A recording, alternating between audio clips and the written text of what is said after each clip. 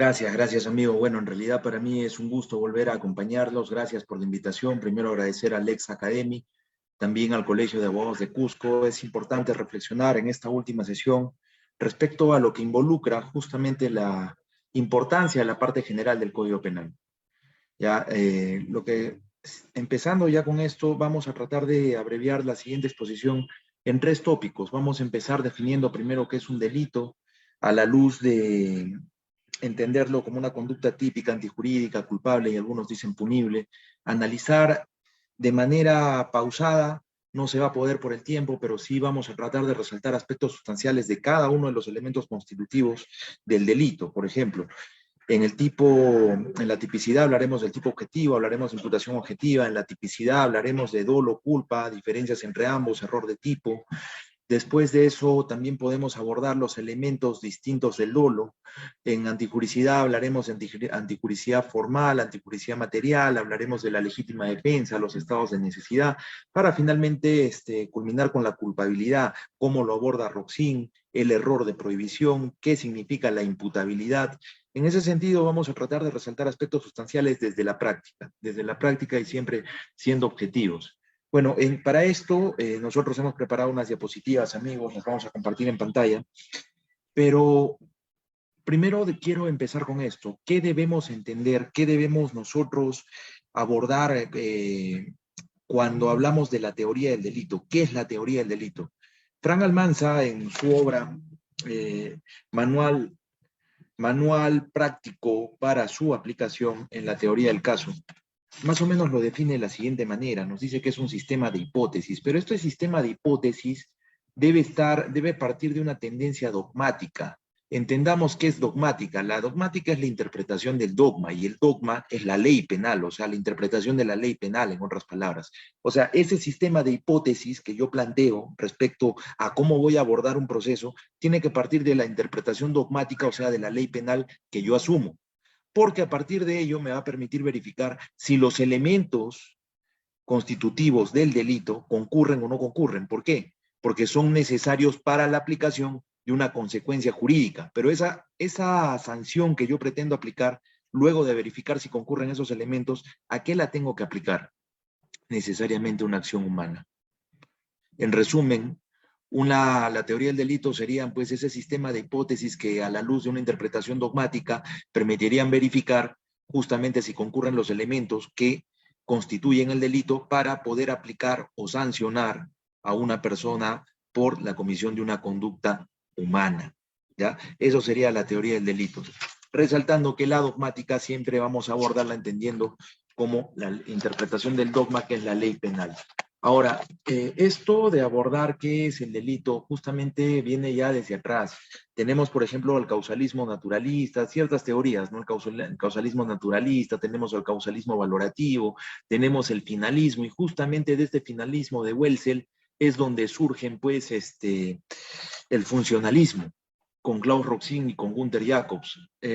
Tenemos dos clases de funcionalismo, algunos lo llaman funcionalismo radical, funcionalismo moderado, pero en síntesis, esas son teorías que han tratado de abordar el concepto, la concepción del delito. Si por ejemplo nosotros nos remitimos a un causalismo naturalista, ya en esos tiempos cuando Franz von Liszt hablaba de delito, podemos hablar de qué? De que se requiere una acción humana que se exteriorice en el mundo, ya en el mundo exterior, que se exteriorice en el mundo exterior, valga la redundancia, pero ¿para qué? Para causar un resultado, ¿ya?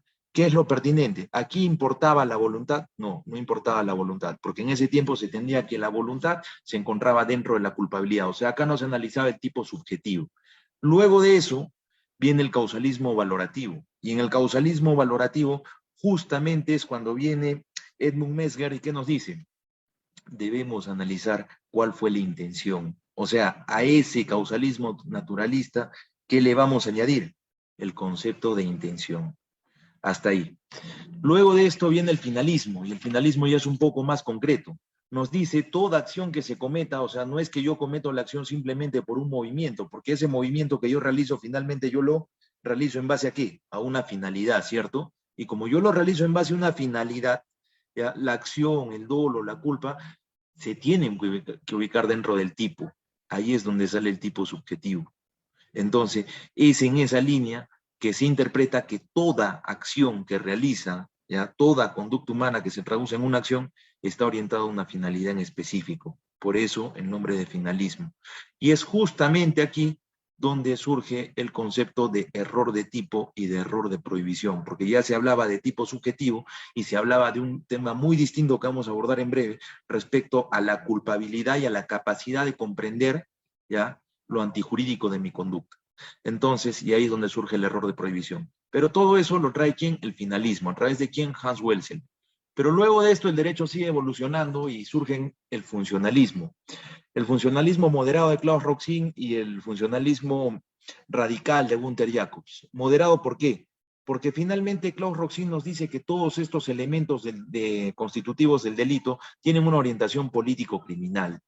¿Ya? O sea, están orientados a través de una orientación político-criminal. Distinto es el caso de Gunther Jacobs, que nos habla de una trilogía entre persona, norma y sociedad. O sea, las personas tienen que cumplir las normas. ¿Para qué? Para vivir en armonía en la sociedad. Entonces, más o menos por eso va, es un resumen rápido de las teorías que se han tratado de abordar, los conceptos de acción, los conceptos de delito, las concepciones. Ahora, si hablamos de elementos del delito, estos elementos se debe entender que finalmente son componentes y características propiamente del delito, pero no son independientes, no son independientes. ¿Por qué? Porque todos tienen que concurrir para que se pueda hablar de un delito. O sea, primero tiene que ser una conducta, que sería una acción, una omisión. Después debe haber tipicidad objetiva, debe haber tipicidad subjetiva. Después tengo que verificar la antijuricidad. En el Perú se asume que la antijuricidad es formal, no se habla mucho de la material, pero en breve vamos a explicar por qué. Después debe ser culpable y finalmente algunos consideran que también debe ser punible. Por eso es que no son independientes, deben concurrir todas. El análisis es secuencial. Falta que una de ellas no concurra y ya no podemos hablar de la constitución de un delito, señores. Ahora,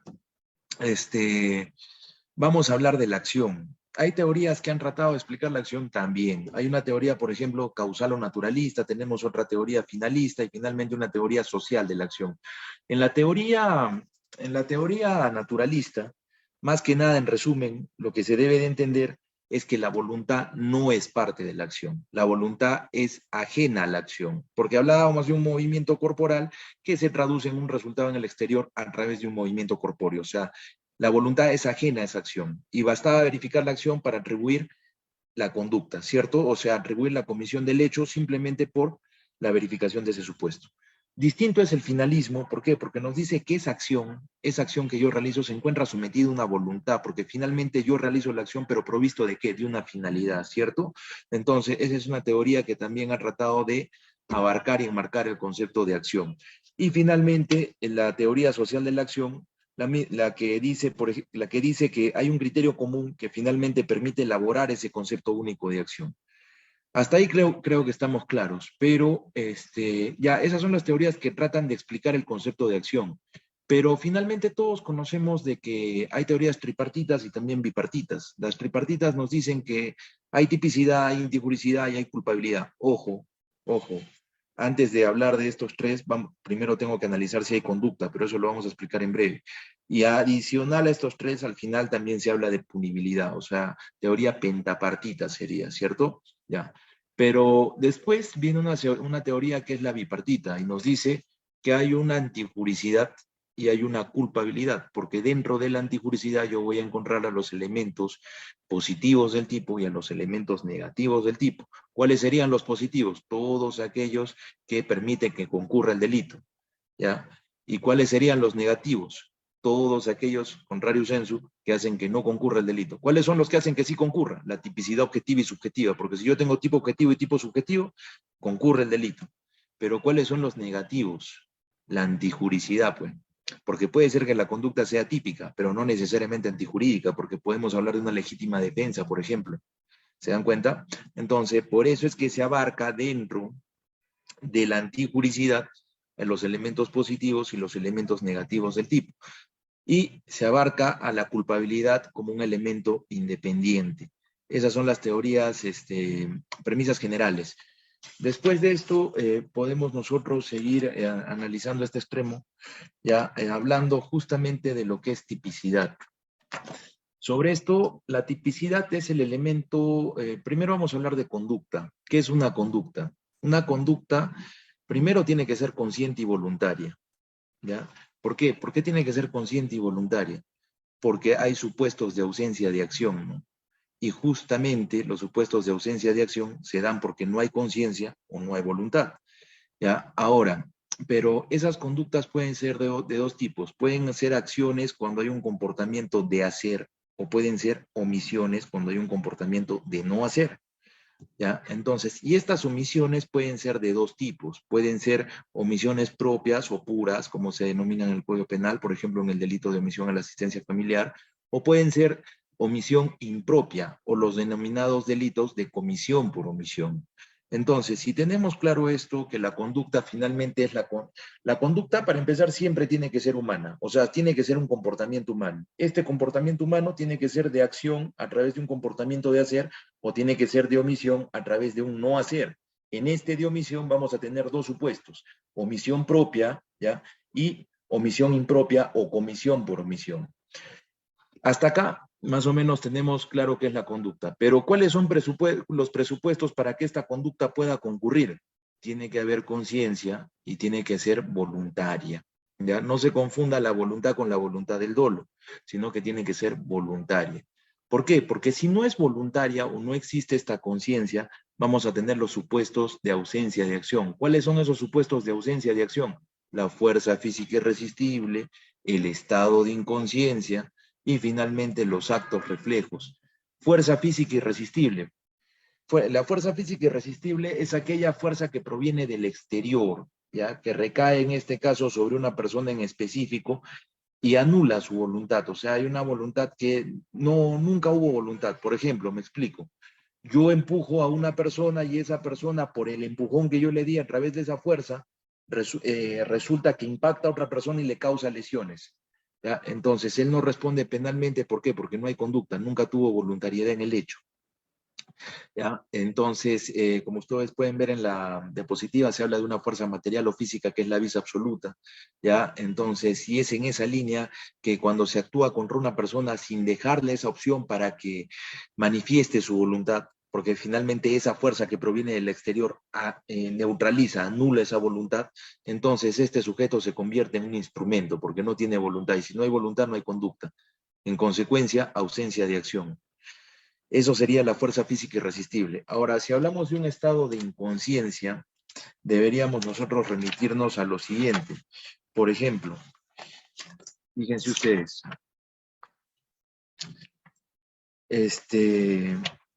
a ver, permítanme, ya.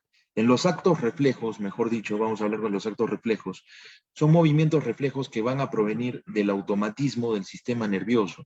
¿Ya? Por ejemplo, un sujeto efectúa un movimiento brusco, ¿por qué? Porque tocó un cable de electricidad.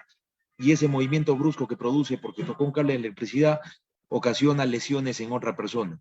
Entonces, evidentemente, eso es un reflejo que proviene del sistema nervioso, por eso se considera un acto reflejo. Nuevamente, no hay un supuesto de voluntad. Si no hay un supuesto de voluntad, anula la acción. Y si no hay acción, no hay conducta. Entonces, ya no hablamos de un delito. Es por eso que se excluye la responsabilidad. Después de eso, hablamos de inconsciencia. La inconsciencia, para empezar, son momentos. En esos momentos, el sujeto que realiza la acción no está plenamente consciente de sus actos. ¿Ya? Entonces, por ejemplo, la hipnosis. ¿Ya? Un sujeto que está en hipnosis mata a otra persona, pero no es responsable de la muerte. ¿Por qué? Porque no tenía control consciente sobre sus actos. Entonces, esa conciencia y esa voluntad son los que hacen concurrir la conducta. ¿Ya? Entonces, como hemos explicado, ya sabemos conducta, acción, omisión y finalmente partimos de esos supuestos. ¿Ya? Ahora, dentro de hablando ya, creo que de los delitos de acción no va a haber mayor controversia, pero respecto de los delitos de omisión sí queremos hacer un alto para reparar en ello.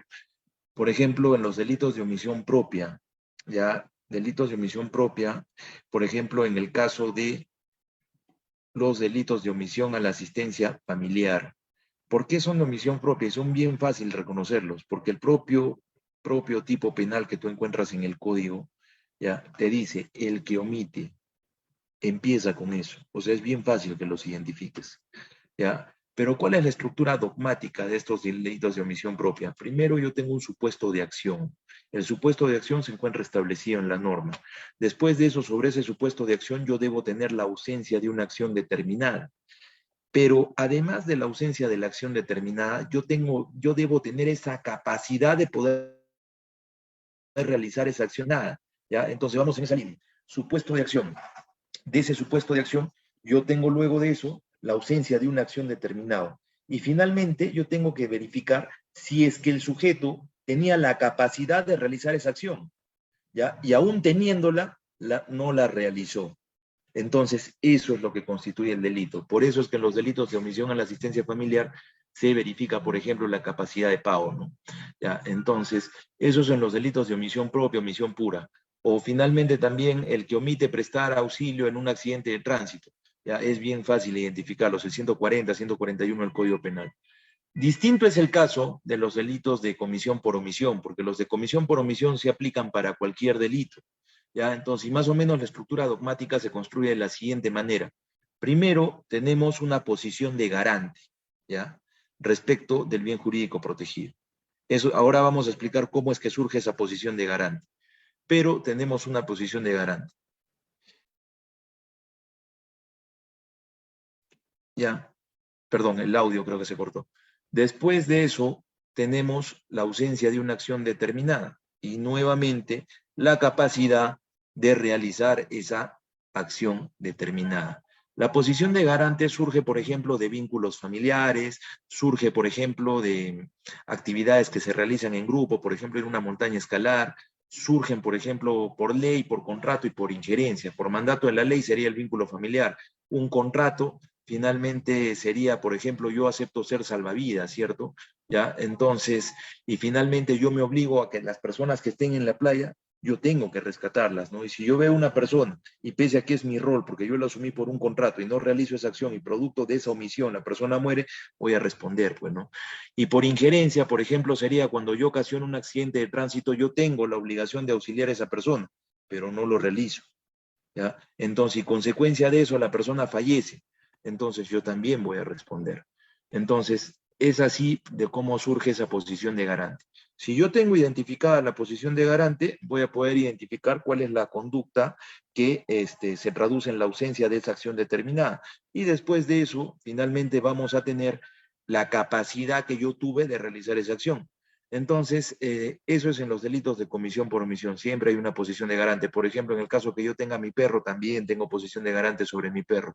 Y aquí, por ejemplo, y acá es importante, de repente aclarando este punto, si es que yo sé que mi perro muerde, ya mordido con anterioridad, respondo penalmente. Pero si es que es la primera vez que yo lo saco a mi perro, no tiene antecedentes, no pasó nada, es más, yo no preveía ese resultado, y vamos a hablar más adelante también de culpa, ¿ya? Entonces no respondería penalmente, ¿no? Pero siempre la posición de garante existe, ¿ya? Entonces tengo posición de garante también sobre las personas que están bajo mi control, ¿ya? Por ejemplo, menores de edad, tengo posición de garante también sobre personas que tienen una anomalía psíquica, entonces todas esas posiciones de garante que son las que ustedes tienen en pantalla, ya, por ejemplo, hablamos de la vinculación familiar, la comunidad del peligro, ya, la asunción voluntaria, tenemos actuar por injerencia, como les dije, yo produjo un accidente de tránsito, tengo la obligación de auxiliar a esa persona, no la auxilio y producto de eso fallece, voy a responder pues por homicidio culposo, ¿no? El control de las fuentes de peligro, hablábamos de los animales, de las mascotas, también de máquinas y finalmente la responsabilidad por la conducta de otras personas, ¿no? Entonces, como hemos explicado, menores de edad, también tenemos, por ejemplo, las personas que cuentan con anomalía psíquica grave. O sea, finalmente yo voy a responder por lo que ellos puedan ocasionar porque yo tengo esa posición de garante. Si tengo la capacidad de realizar la acción para evitar que se produzca el resultado, o sea, que se produzca el delito y no lo realizo, ya por la ausencia de esa acción yo voy a responder. Entonces, más o menos de esa manera se trabaja con los delitos de comisión por omisión. Pero ya que tengo claro eso, si yo verifico que hay una conducta, entonces yo voy a pasar al siguiente nivel de análisis, que es la tipicidad, que es el más grande. Acá yo voy a verificar el sujeto, voy a verificar el objeto material del delito, voy a verificar el objeto jurídico, en lo que es elementos normativos y descriptivos del tipo penal, o sea, tipicidad objetiva, ¿ya? Caso distinto es en la tipicidad subjetiva. Por ejemplo, ahí voy a hablar de dolo, pues voy a hablar de dolo directo de primer grado, voy a hablar de dolo de segundo grado de consecuencias necesarias y de dolo eventual o de tercer grado. Y la culpa, también hablaremos de la culpa consciente y de la culpa inconsciente, ¿no? Pero partamos con el tipo objetivo.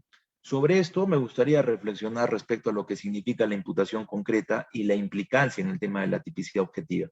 Tengan presente ustedes que al momento que se realiza una imputación por parte del Ministerio Público, ya me refiero a la formalización de investigación preparatoria, surge una hipótesis. Esos hechos que imputan son una hipótesis. ¿Por qué? Porque se construyen a través de datos que yo recojo de la realidad, a través de actos de investigación que he llevado a cabo, ¿dónde? En la etapa de diligencias preliminares, ¿cierto? Entonces, yo construyo a través de esa información que obtengo, ya, proposiciones fácticas. Esas proposiciones fácticas deben corresponderse cada una con cada elemento normativo y descriptivo del tipo penal para que la conducta sea típica. ¿Ya? Y no basta, por ejemplo, aquí hay que puntualizar, les sugiero que revisen la casación 956-2011 Ucayali, que se pronuncia sobre este tema. Pero no basta que yo diga, por ejemplo, para un delito de homicidio, Juan mató a Pedro, ¿no? No es suficiente. O sea, yo tengo que más o menos explicar el por qué, el cómo, el cuándo, dónde. Entonces, responder ese tipo de preguntas para ir construyendo mi imputación. Porque recuerden ustedes que finalmente la imputación, por un principio de progresividad, la investigación es progresiva en su verificación, pero jamás en su construcción. Pero regresando al tema del tipo objetivo. Construir esas proposiciones fácticas a ustedes les va a permitir hablar de una tipicidad objetiva. O sea, que cada elemento del tipo penal, hablemos primero, por ejemplo, del título de intervención delictiva, acá nosotros en el Código Penal tenemos la autoría directa, tenemos la autoría inmediata y tenemos la coautoría. La coautoría, sea cualquiera de sus tipos, sea la sucesiva, sea la alternativa, sea la aditiva, finalmente es coautoría. ¿Ya? Pero ¿qué sucede? Partiendo de este título de intervención delictivo, cada uno tiene presupuestos distintos. Por ejemplo, en una coautoría yo tengo 3 requisitos. Yo tengo una decisión común, voy a tener también un aporte esencial y voy a tener una participación en la ejecución. Distinto es imputar una autoría mediata. En una autoría mediata, por ejemplo, yo necesito a un instrumento que es al que finalmente yo utilizo para cometer el delito. ¿Ya? Porque ahora, fíjense ustedes la trascendencia de esto, ¿eh? Porque si ese instrumento, por ejemplo, sabe lo que está haciendo, o sea, sabe que está cometiendo un delito y él puede determinarse para cometerlo y no cometerlo, y con su voluntad él lo realiza, él ya no es un instrumento, pues ya no podemos hablar, por ejemplo, de autoría inmediata. Podríamos estar hablando de una instigación, donde yo instigo a esa persona que consciente y voluntariamente comete el delito. ¿Se dan cuenta? Entonces, por eso que es necesario tener claro esas instituciones dogmáticas. Ahora, pero ¿qué sucede? Para cada uno de estos elementos, por eso es que es importante construir pues, proposiciones fácticas donde van a descansar luego mis elementos de convicción, si soy fiscalía, ¿ya? Y donde yo defensa voy a poder verificar si esos elementos de convicción que me imputan existen proposiciones sobre las cuales van a descansar. Entonces, esa es la importancia de la tipicidad objetiva. ¿Ya? Hay que tener cuidado con el tema de la imputación porque va muy ligado al tema de la tipicidad objetiva. ¿Ya? Ahora, acá también podríamos hablar también de qué, de lo siguiente, imputación objetiva. Se habla de incrementar o crear un riesgo que no se encuentra permitido, ¿cierto? Entonces, si vamos a hablar de imputación objetiva, prácticamente nosotros tendríamos que partir señalando que hay una conducta que no es, hay una conducta que se encuentra permitida, o sea, es un riesgo permitido, por ejemplo, manejar. Pero este riesgo permitido yo lo incremento, de repente yendo al máximo del límite de velocidad, superándolo. Entonces, eso ya es una conducta que no está permitida. De todas estas conductas que pueden producir el resultado, por ejemplo, de una muerte, yo tengo que escoger cuál. Finalmente, en esa relación de causalidad que debe haber, esta conducta que yo estoy imputando, debo verificar que se haya plasmado en el resultado. En resumen, eso es la imputación objetiva. Por ejemplo, distinto va a ser en el caso de un delito culposo, ¿no? Entonces, en un delito culposo sí me gustaría precisar, por ejemplo, cómo construimos una imputación, ¿no? Porque finalmente si hablamos de tipicidad en un delito culposo, yo debo partir señalando primero que debo identificar cuál es la finalidad del sujeto activo. Me explico. ¿A qué me refiero con finalidad? Es una persona que estaba manejando de norte a sur porque se dirigía de Arequipa a Puno, no lo sé. Ya, perfecto. Entonces, ya tienes orientada cuál era la finalidad, porque de esa finalidad tú vas a poder identificar que estaba yendo, por ejemplo, por una carretera. Y una vez que tú tienes la finalidad, identificas cuáles son los deberes de cuidado. ¿Ya? Los deberes de cuidado, por ejemplo, en esa situación serían, de acuerdo a la finalidad, que no puede adelantar cuando es línea recta. Entonces, por ejemplo, se me ocurre, ¿no? O que no puede ir más allá de 90 kilómetros por hora. Entonces, una vez que tú tienes identificados cuáles son los deberes de cuidado, tú puedes identificar las infracciones a esos deberes de cuidado. ¿Ya? Entonces, con la conducta del imputado, ¿qué deberes de cuidado en concreto se han infringido? Y después de eso te vas a la teoría de la imputación objetiva y tú dirás, ¿ya? Esto que ha creado un riesgo no permitido, ¿ya? ¿Se plasma o no se plasma en el resultado? Porque imagínense, les planteo un ejemplo para entender esto de la imputación objetiva. Yo voy manejando mi vehículo en estado de ebriedad, correcto, con un, pongamos 1.0, y resulta que del puente se lanza un suicida, ¿ya? Y ese suicida impacta con mi vehículo. La pregunta lógica sería, ¿el hecho que yo estuve ebrio se plasma en el resultado o si yo hubiera estado sano, igual se hubiera dado el resultado? Entonces la pregunta es lógica, ¿no? Si hubiera estado sano, igual, la respuesta, mejor dicho, es lógica, ¿no? Si yo hubiera estado sano, igual es, el resultado de muerte se hubiera producido. Entonces es por eso, ya que debemos analizar a la luz de la imputación objetiva, si esa conducta que yo estoy imputando es la que se plasma en el resultado, en esa relación de causalidad que se establece. ¿Ya? Entonces eso también hay que tener cuidado en la tipicidad objetiva. Después de eso, si hablamos de tipicidad subjetiva, vamos a hablar del dolo y vamos a hablar de la culpa. Y también podemos hablar de los elementos adicionales al dolo, que serían los elementos de tendencia interna trascendente y los elementos de tendencia interna intensificada. Refiriéndonos al dolo, el dolo, como ustedes pueden ver en la diapositiva, esta es una diapositiva básica, ¿ya? Partimos de una teoría de cognitivo-volitiva. ¿Qué te dicen que es el dolo? Es la voluntad guiada por el conocimiento. Correcto. ¿Cuáles son los dos elementos que se asume que deben concurrir? Conocimiento y voluntad, en el dolo directo. O sea, yo sé que es delito y lo quiero cometer. Correcto. Ese es el dolo más simple, el de consecuencias necesarias. Yo quiero matar a Juan Pérez, que está en el Banco de Crédito del Perú, pero finalmente, para matarlo, tengo que colocar una bomba y producto de esa explosión, no solo va a morir Juan Pérez, sino van a morir todos los que están en el banco. Pero yo lo asumo, porque finalmente, o sea, mi finalidad es matar a Juan Pérez, pero sé que voy a matar a los otros, pero es parte de, lo asumo. Por eso es de consecuencias necesarias o de segundo grado. ¿Ya? Tercero, el dolo eventual. Este sí es, hay que tener un poquito de cuidado. ¿Ya? El dolo eventual involucra conocimiento, pero no la voluntad. Yo asumo la producción del resultado. Por ejemplo, yo mi vehículo lo enciendo y me voy a 120 kilómetros por hora por la puerta de un colegio. Es muy previsible que por ahí transitan escolares. Ojo, fíjense en lo que estoy diciendo. ¿Eh? Muy previsible que por ahí transiten escolares. Sí, sí es muy previsible. ¿Ya? Entonces, es casi inevitable que yo pueda atropellar a una persona. ¿Ya? O sea, yo me represento eso. Sí, claro, ya me representé, ¿no? Y pese a eso yo desprecio el bien jurídico protegido que sería la vida y realizo la acción. Entonces, en esa mayor previsibilidad, ¿ya? Es que entra el dolo eventual. Porque si fuera al revés, si fuera poco previsible, o sea, yo confío en que eso no va a pasar, ¿ya? Porque es poco previsible, por ejemplo, que alguien cruce corriendo por una chacra, que es un supuesto totalmente distinto. Ya no hablamos de dolo eventual, hablamos de culpa consciente. Se dan cuenta el estándar probatorio para hablar de uno y de otro, porque todo va a partir de estándares, porque luego eso se traduce en proposiciones fácticas y en actos de investigación que debo llevar a cabo para verificar esa imputación que yo planteo. ¿Ya? Pero ese es un tema aparte. Entonces, más o menos así estamos enfocando el dolo eventual y la culpa consciente.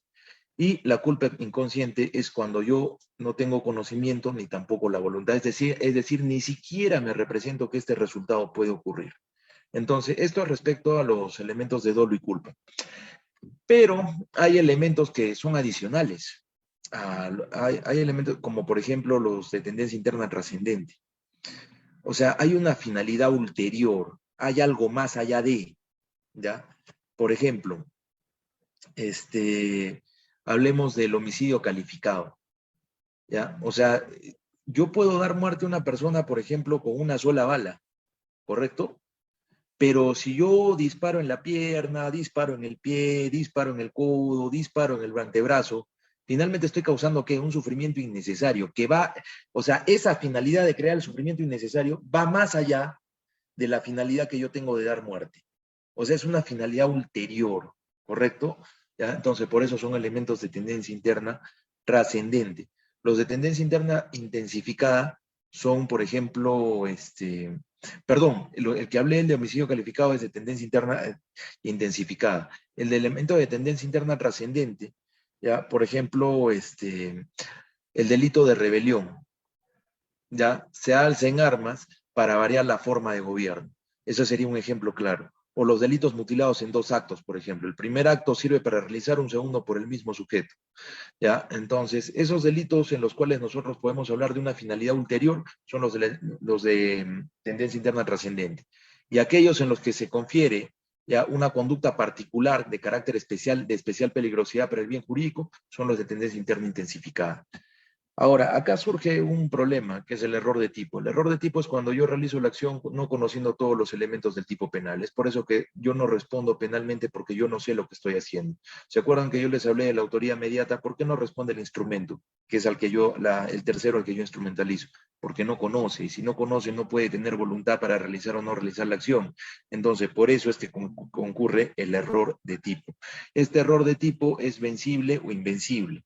El invencible anula la responsabilidad penal, ¿ya? Y el vencible justamente va a reconducir este delito, pero para culposo. O sea, siempre que la versión imprudente del delito esté sancionada, ¿ya?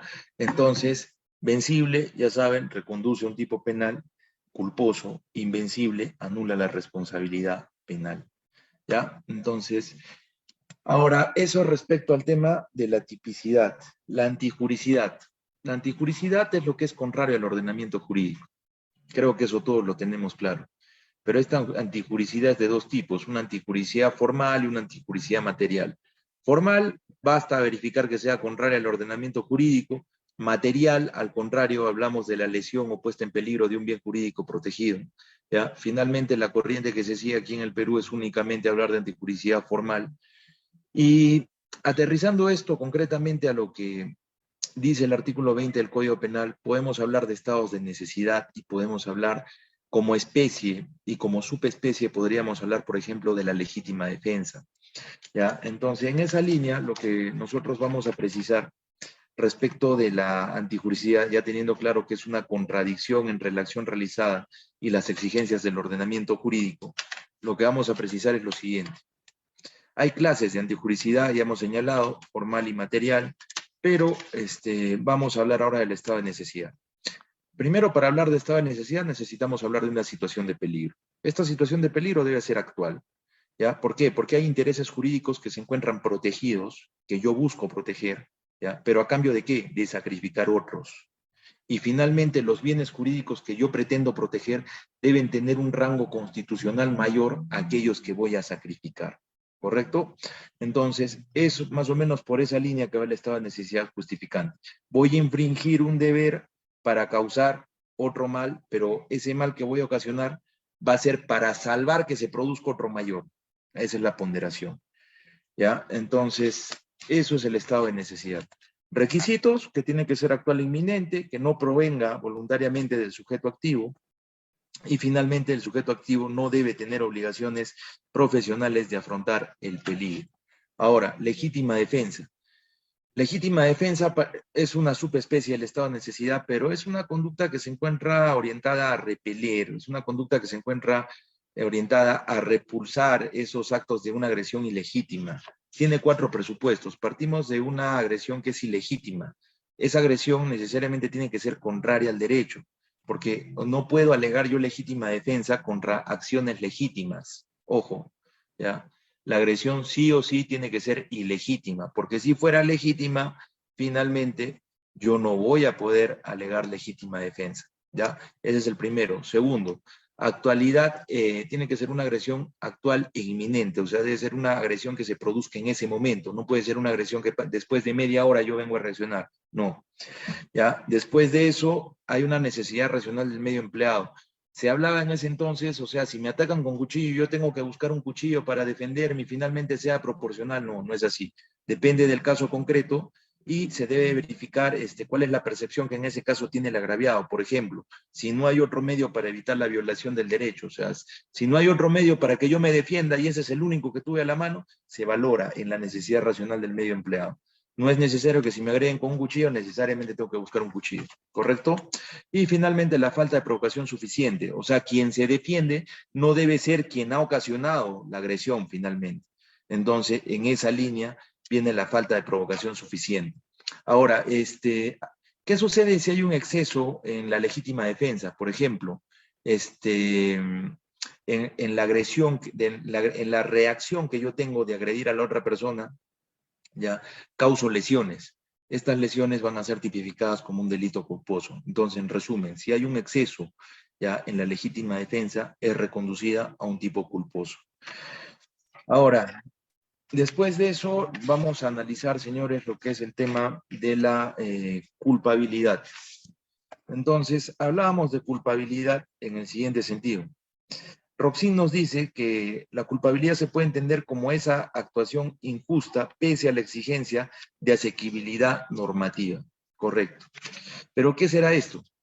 Finalmente, el hombre elige, pues, en realizar lo injusto o hacer una conducta conforme a derecho. ¿Por qué? Porque se puede autodeterminar, es consciente de lo que está haciendo, es una persona que es imputable, ¿ya? Imputable. ¿Y qué significará que sea imputable? Podemos hablar de esa imputabilidad en el siguiente sentido, señores.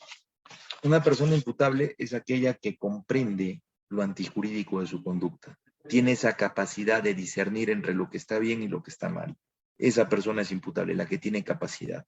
Entonces, si es que esa persona, teniendo esa capacidad, siendo imputable, tiene la capacidad de autodeterminarse, autodeterminar su conducta entre lo que está bien y lo que está mal, entonces, finalmente, eso es lo que se reprocha. Teniendo esa capacidad, tú elegiste cometer el delito, ya se te reprocha penalmente. Pero para eso, primero yo debo verificar que tú tienes la capacidad de comprender lo antijurídico de tu conducta. Porque si tú no puedes comprender la antijuricidad de tu conducta, o sea, que es contraria al ordenamiento jurídico, es ahí donde aparece el error de prohibición, ¿se dan cuenta? Entonces, el error de prohibición necesariamente no es que aparece en la antijuricidad, o sea, aparece con los supuestos de antijuricidad, pero se plasma en la culpabilidad, porque solo me puedes reprochar aquello que yo comprendo que estoy realizando y es contrario al ordenamiento jurídico. Ese error de prohibición también es de dos tipos, vencible e invencible. Vencible anula la responsabilidad penal y el invencible, en este caso, no la anula, ¿correcto? Ya, pero entonces tengamos claros esos supuestos. Ahora, la punibilidad. Se hablaba de que el hurto entre cónyuges no existe, ya porque el código lo establece así, o que en un hurto simple, una condición de punibilidad es que el monto sea mayor a 930 soles. Entonces, a eso va orientado que se determine que la conducta sea punible, a esas condiciones objetivas de punibilidad que se deben dar para que se constituya el delito, en resumen. Entonces, como ustedes se están dando cuenta, estamos culminando ya con la exposición. Hemos tratado de abordar de manera muy somera todo lo que constituye justamente un delito. Y entonces, sin más, nosotros, si es que hubiera alguna pregunta, quedaríamos abiertos a sus interrogantes. Si no, caso contrario, compartiríamos las diapositivas para dar por concluida la exposición.